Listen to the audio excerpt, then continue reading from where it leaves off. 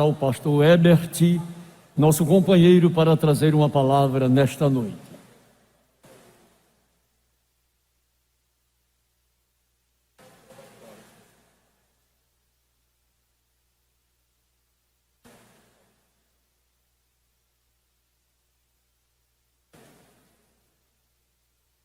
Queridos irmãos, com muita alegria eu saúdo a todos com a paz do Senhor. Eu quero ler com os irmãos um texto da palavra de Deus que está em Lucas, no capítulo de número 8 e no versículo de número 40. Lucas, capítulo de número 8, versículo de número 40.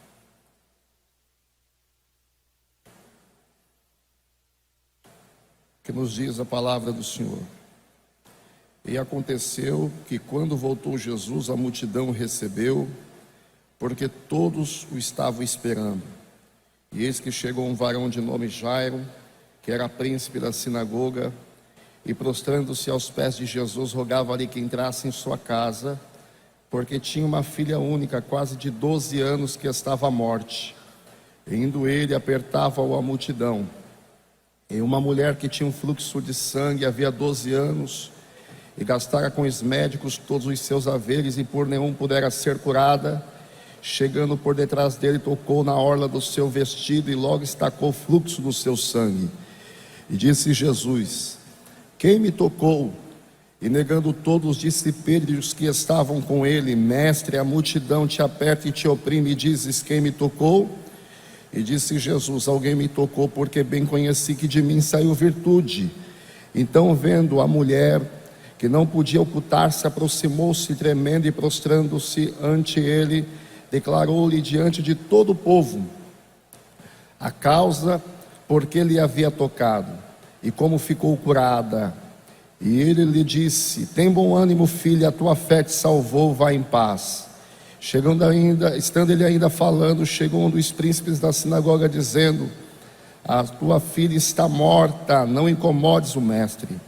Porém, ouvindo Jesus, respondeu dizendo: não temas, crê somente e será salva. Meus queridos irmãos, em tempo eu quero louvar a Deus pela boa oportunidade em poder estar com todos aqui nesta noite. Em especial, meus irmãos, parabenizar o nosso querido coral, rogar a Deus que continue lhes abençoando para a glória do seu excelso nome. Não obstante, agradecer ao nosso pastor José Carlos de Lima, pela oportunidade em poder falar aos irmãos aqui nesta noite a bendita palavra de Deus, tal qual, meus irmãos, a todos os companheiros que ladeiam a Santa Tribuna, nosso pastor Álvaro. Também é uma bênção, é um prazer, é uma alegria poder ver de perto o nosso pastor Gilvan.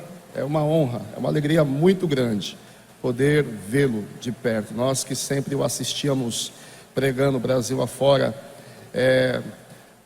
pelo computador, pelas telas, enfim, hoje temos o privilégio de vê-lo pessoalmente.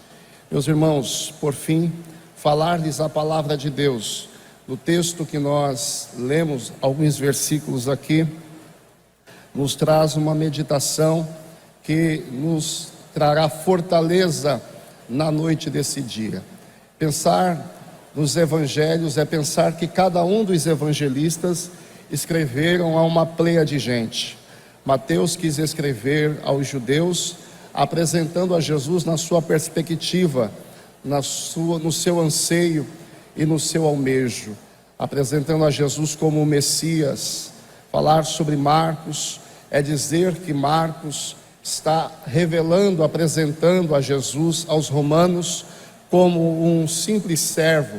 É por isso que no Evangelho de Jesus, segundo escreveu Marcos, nós não veremos, em hipótese alguma, a genealogia de Cristo, porque um servo não é digno de nota. Portanto, nós não vamos ver a genealogia de Cristo, porque Cristo é um servo. Em João, nós veremos a ideia do evangelista a um conglomerado maior, a um abrangente, e segundo a nossa crença e a crença de alguns teólogos, o textual está contextualizado ali, dada esta verdade. O textual da Bíblia que nos diz que Deus amou o mundo de tal maneira e deu seu Filho unigênito, para que todo aquele que nele crê não pereça, mas tenha a vida eterna. Lucas tem um anseio, desejo de revelar a Jesus aos gregos, mostrando aos gregos que a sua perspectiva havia sido superada por este homem tão perfeito, este homem que sobrepujava quaisquer qualidades já vistas até então, e minuciosamente ele revelará as qualificações, as qualidades de Cristo, passo a passo em muitos textos, em especial nesse texto, ao meu ver também, porque a Bíblia diz-nos que aconteceu que quando Jesus volta, a multidão o recebe porque todos o estavam esperando. Veja que Jesus está voltando de um ápice, Jesus está voltando de um momento muito favorável no que tange ao seu ministério, no que tange aquilo que Deus estava operando e havia de operar ainda através da sua chamada. A Escritura diz-nos que Jesus havia apaziguado tempestades, dentre tantos e tantos milagres, havia expulsado demônios em Gadara, e agora há uma multidão que aguarda Jesus, porque a fama de Jesus havia chegado antes do próprio Jesus àquele lugar, àquele recinto. E é fato que dentre esses que aguardavam a Jesus, eu quero pensar e destacar com os irmãos que haviam 3 tipos de pessoas ali. O primeiro deles eram os que estavam por mera curiosidade, eram aqueles que estavam ali, quem sabe sem propósito, sem saber o que de fato estavam ali fazendo. O segundo grupo eram aqueles que estavam ali buscando ocasião contra o nosso Cristo, achando alguma coisa que lhe pudesse acusar. E o terceiro deles eram aqueles que estavam ali porque eram cônscios, eram sabidos de que Jesus poderia operar um grande milagre. Estavam ali porque sabia que a qualquer momento Jesus faria alguma coisa que mudaria a sua vida para sempre. Escute bem, tudo na vida é uma questão de comportamento, guarde isso. Tudo na vida é uma questão de comportamento, e muitas das vezes não chegamos aonde nós desejávamos chegar, não recebemos o que nós gostaríamos de receber, porque nos falta sensibilidade, nos falta então comportamento. E dentre os que precisavam de milagre, necessitavam de uma operação e uma intervenção divina, vejam aqui Jairo, o príncipe da sinagoga, que se aproxima de Jesus, e a Bíblia diz-nos assim, que ele se prostra diante de Jesus Cristo. Essa expressão, com toda licença, com todo respeito, perdoe o meu grego, que é muito raso, mas essa expressão príncipe da sinagoga no grego é archasimanagogos, que nos dá uma ideia daquele que exerce principado, autoridade. Numa tradição mais simplória, é aquele que chegou aonde chegou sem burlar etapas, sem fazer rupturas ou sem fazer alianças errôneas com quem de fato não deveria de fazer. Chegou por mérito, por meritocracia. E é importante destacar que só reconhece autoridade quem tem autoridade. A gente só vê Jesus nas pessoas quando nós temos Jesus dentro da gente também. A gente só consegue proporcionar paz, amor, empatia aos outros quando nós somos nutridos deste comportamento e desta importância também. Porque é que hoje ninguém mais faz por onde respeitar os próximos. Eu não quero trazer aqui a um abrangente, mas digamos que a grosso modo, porque é que falta respeito nos lares, falta respeito às vezes no que tange às organizações religiosas e espirituais, porque também falta, sinceramente, meus irmãos, autoridade. Só reconhece autoridade quem tem autoridade, e Jairo é uma autoridade, e quando ele olha para Jesus, percebe a autoridade do mestre e curva-se diante desse mestre. Ao curvar diante de Jesus, ele está dizendo algumas coisas. Primeiramente, seja qual for a etnia, seja qual for o povo, seja qual for a religião. Quando eu me prostro diante de outrem, eu estou dizendo declaradamente, de forma explícita: você tem mais autoridade do que eu, você tem mais poder do que eu, você tem mais força do que eu, você pode e sabe muito mais do que eu. Quando ele se curva diante de Jesus, ele está reconhecendo a autoridade daquele homem perfeito, ora apresentado por Lucas, e outros valores aqui também vale destacar. Primeiro, as influências de Jairo não poderiam ajudá-lo naquele momento, porque ele tem uma problemática em casa, na sua privatividade, na sua particularidade. Segundo, além das influências de Jairo não poder ajudá-lo, os seus títulos, os seus diplomas, ou seja, ele mesmo não poderia se ajudar ou se autoajudar. Por quê? Existem coisas que somente Deus as fará. Existem coisas que só Deus as fará. Olha o que a Bíblia diz-nos em Isaías, no capítulo 42 e versículo 8: a minha glória não darei a outrem, a minha glória não darei a outrem. Está claro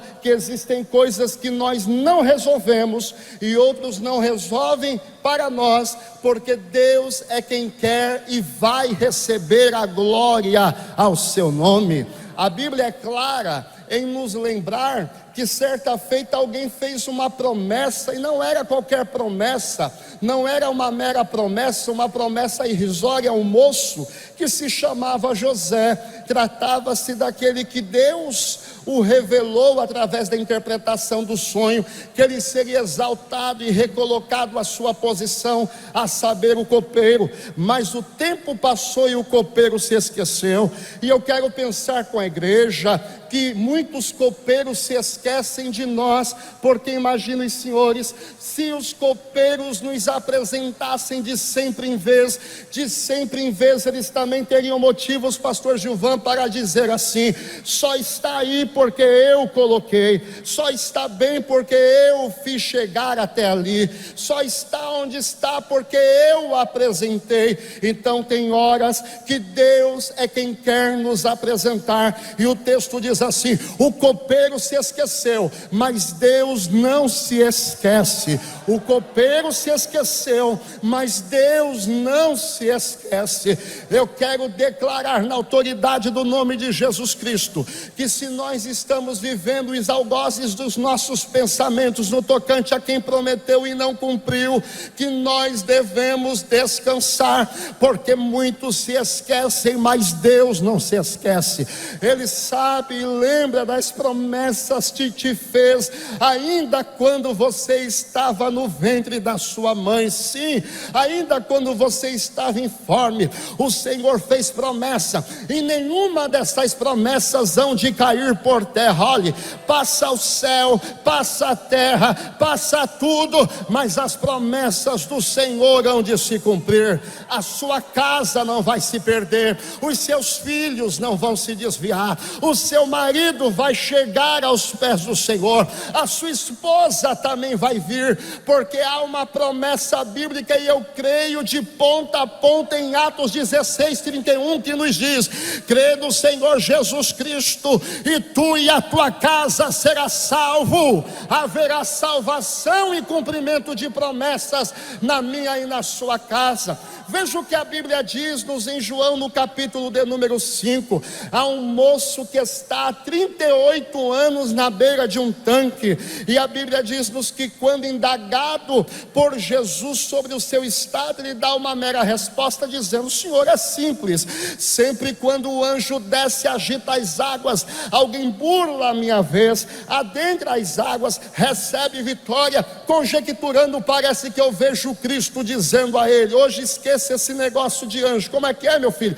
Esqueça esse negócio de anjo. O seu encontro não é com anjo, não é com água, não é com homem. É quem manda no anjo, é quem manda na água, é quem manda nos homens, é quem manda no inferno, é quem manda no céu.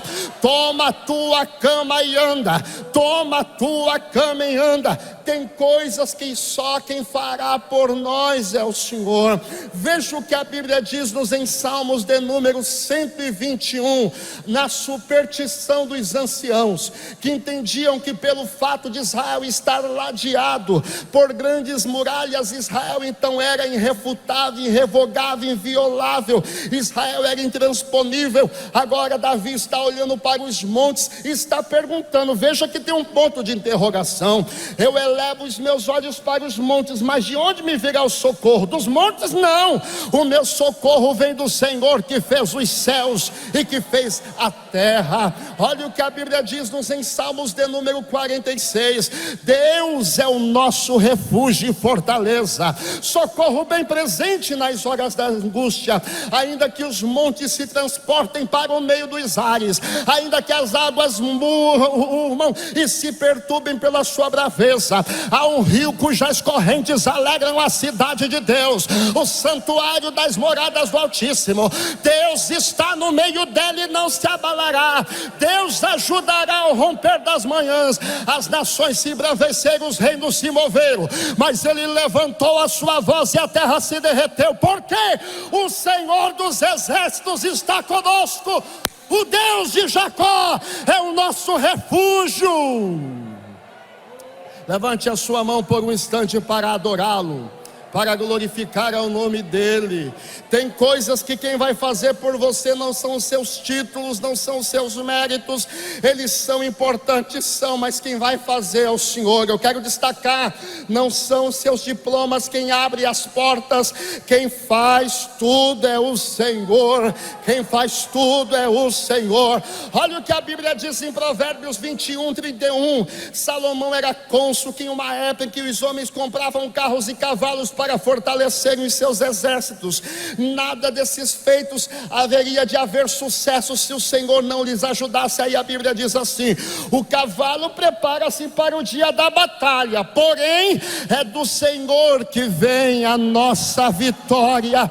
Só tem vitória se vier de Deus, só vem vitória se o Senhor conceder vitória, só tem quebra de laço se o Senhor quebrar o laço, só tem porta aberta se o Senhor abrir a porta, e só tem porta fechada se ele também fechar a porta.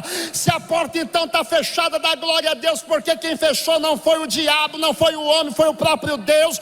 O texto diz que ele abre a porta e ninguém fecha, e fecha e ninguém abre.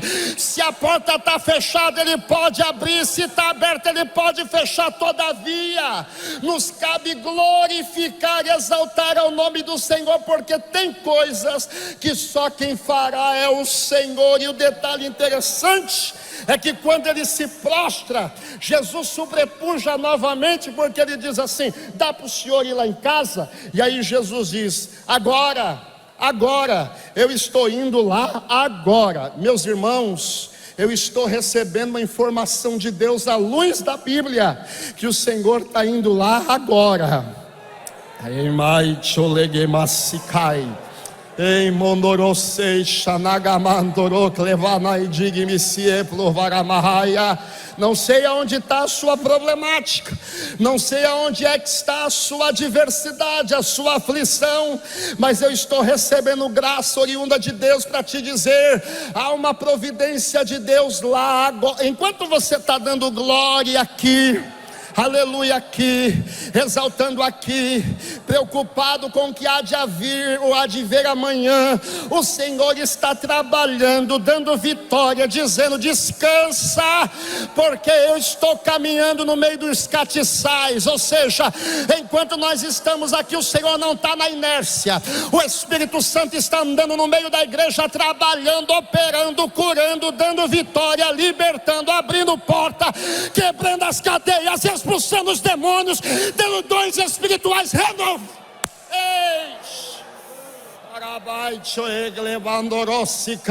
Levanta a sua mão se você puder. Abra a sua boca e verbaliza o elogio de glórias ao nome do Cordeiro. A unção de Deus aqui, a autoridade aqui. Você que é batizado no Espírito Santo, abra a sua boca e fale em línguas estranhas agora. Se edifique, seja cheio. Labai digebessore candere mandere vasi ele baixo e de calamandarai. Jesus está indo lá agora. Com a autoridade de Deus, diga para quem está perto de você: Jesus está indo lá agora. Está indo lá na sua casa agora. Está visitando o teu lar agora. Só Deus sabe a aflição do teu coração. Talvez tem mamães aqui, que está aqui, pastor Zé Carlos, adorando, cantando, e o filho está lá afastado, o coração está apertado. Tem papai que está aqui dizendo: o Senhor tem misericórdia. Eu não sei onde ele está, mas o Senhor sabe. E eu quero lhe garantir: Jesus está indo lá agora. Ai, baixo, chamai de classe. Noro mende forre, bai jogou serebauesh. Dentro do tempo eu quero concluir dizendo que Jesus se destaca porque geralmente quem vai na casa da gente, ou quem deseja ir, vai numa época favorável. Quando tudo vai bem, Jesus é diferente. Ele é Deus dos montes, mas também é Deus do vale. É por isso que Davi destaca em Salmo de número 23, dizendo: ainda que eu andasse pelo vale da sombra da morte, não temeria mal algum, porque o Senhor está comigo. A sua vara e o seu cajado me consola. Eu não sei por qual vale você está passando, mas o Senhor está contigo. Eu estou crendo nisso. Destacando quando Jesus está indo, alguém surge na história de Jairo. Eu quero encerrar aqui. Alguém surge na história de Jairo, na história de Cristo, uma mulher que tinha um fluxo de sangue. Acredita-se que ela havia saído da sua casa, certamente no ano ou no tempo em que a filha de Jairo nasceu, porque a filha de Jairo tem faz 12 anos que ela está em um lugar que não pode sair.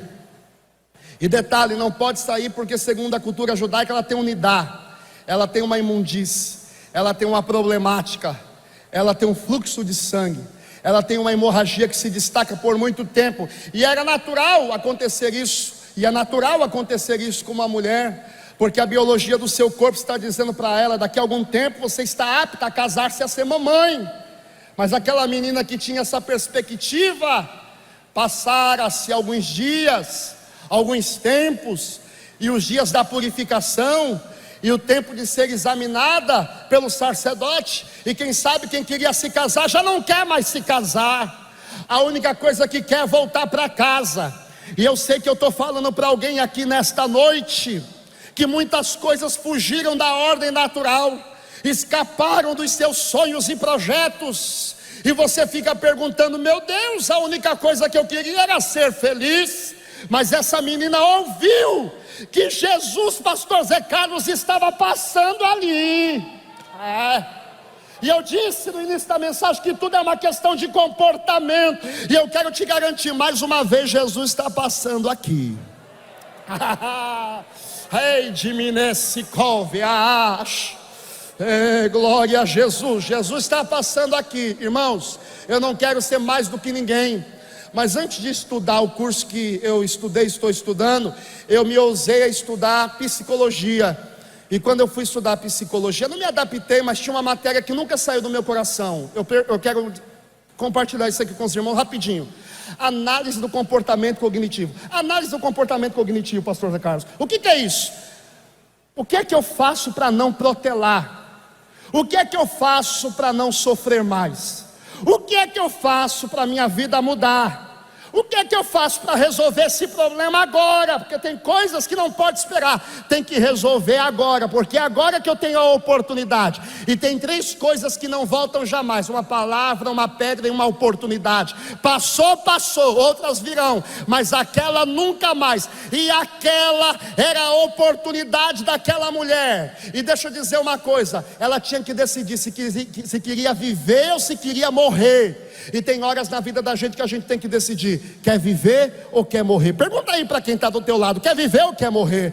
Você que está me ouvindo em casa, não se suicide, não tire a sua vida. Eu sei que o desejo bate, porque muitas vezes a gente quer se escapar, se esquivar do sofrimento, a gente não quer perder a vida não.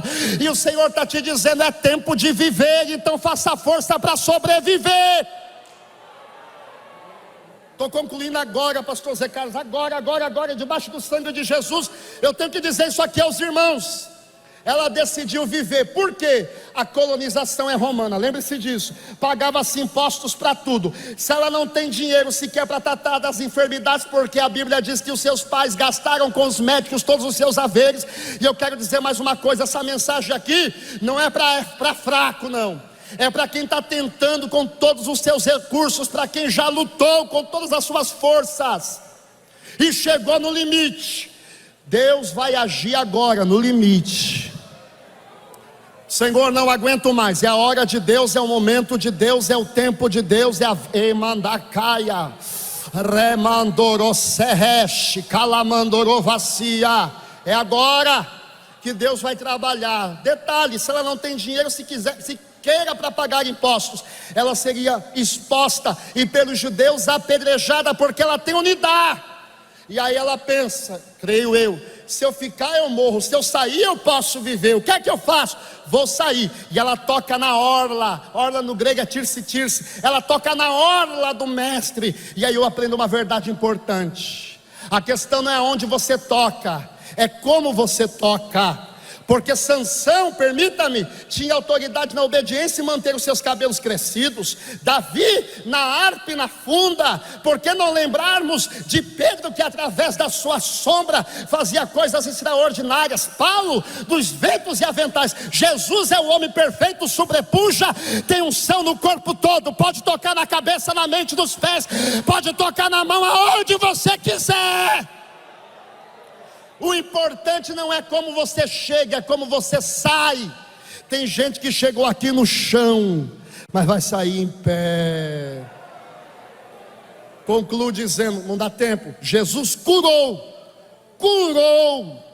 aquela moça, porque ela tocou e de Jesus saiu virtude. Irmão, eu tenho que dizer em nome de Jesus, em meio a todo esse aprendizado, o que é que você está extraindo de Jesus? Porque se você tiver problemáticas e não aprender nada, não crescer, não agregar nada, você também não aprendeu nada. Ela extraiu virtude, foi curada. E quando a fé de Jairo está no ápice, alguém chega dizendo: não incomodes mais o mestre, a tua filha, ela já morreu. Jesus disse: morreu nada, está dormindo. Porque para Jesus tanto faz se está morto, se está vivo. Outro sim, Jesus... Fala a ele: nós vamos lá agora. Porque, irmãos, Jesus fez uma promessa, e Ele está no tempo, mas não se limita ao tempo, porque é dono do tempo. Passado, presente e futuro para Jesus é a mesma coisa. Se Ele disse que vai fazer, vai fazer. Pastor, meu problema é na terça, sem novidade. Jesus já foi na terça, resolveu o problema, voltou na segunda, está aqui no domingo te dizendo: a vitória é tua. Levanta a mão para dar glória a Deus. Pegou na mão da menina, levantou a menina. E eu quero crer por fé que Jesus hoje está dando as mãos para tudo aquilo que te aflige, tudo aquilo que estava perdido, colocando de pé e te dando vitória, porque Ele é fiel. Você pode levantar sua mão e adorar Jesus? Deus abençoe.